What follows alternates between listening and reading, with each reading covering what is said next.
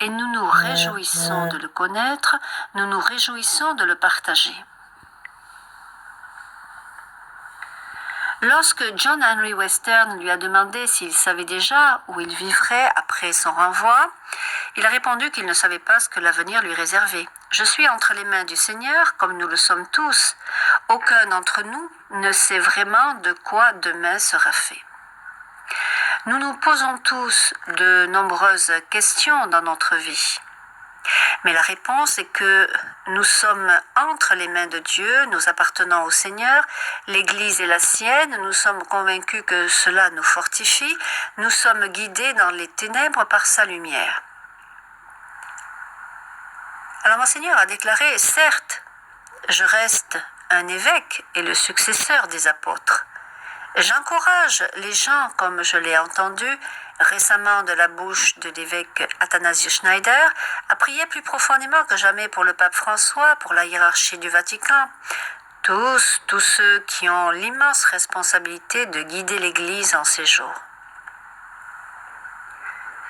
Monseigneur s'est penché sur la confusion qui règne aujourd'hui dans l'Église catholique et il a fait valoir qu'elle est due au moins en partie au fait que de nombreux membres de la hiérarchie de l'Église ne connaissent plus vraiment la foi et n'y croient plus.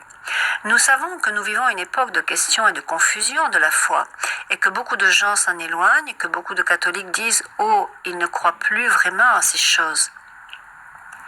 Et trop de personnes placées dans l'Église, du moins, agissent comme si elles ne connaissaient pas vraiment le Seigneur.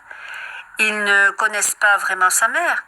Et parce que nous, sachant cela, assumons l'œuvre de charité qui consiste à prier pour ceux qui sont désorientés, à prier pour ceux qui ont tourné le dos aux réalités stimulantes de notre foi.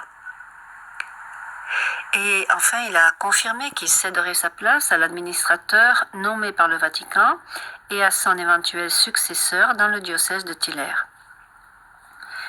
J'ai dit que je ne pouvais pas démissionner et que je ne pouvais pas de mon plein gré abandonner le troupeau qui m'avait été confié. Mais le pape François a le pouvoir de me démettre de mes fonctions d'évêque et il a choisi de le faire, je dois respecter cela.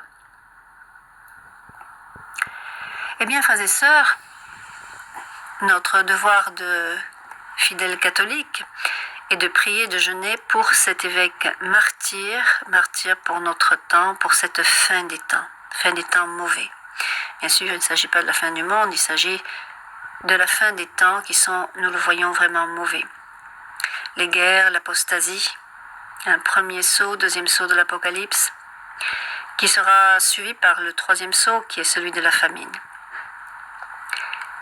Alors là, on voit une image, j'ai fait une photo des catholiques laïcs du diocèse de Buffalo, New York. Alors ils se sont rassemblés, et c'était le 12 novembre, à la cathédrale Saint-Joseph pour un rosaire public de soutien à l'évêque Strickland, pour prier pour lui et pour le pape François. Tout en priant pour Monseigneur Strickland et le pape, les catholiques de Buffalo ont brandi des pancartes pour protester contre la destitution de l'évêque. On pouvait y lire « Puni pour avoir été catholique ». On voit la photo en dessous « Punished for being Catholic ».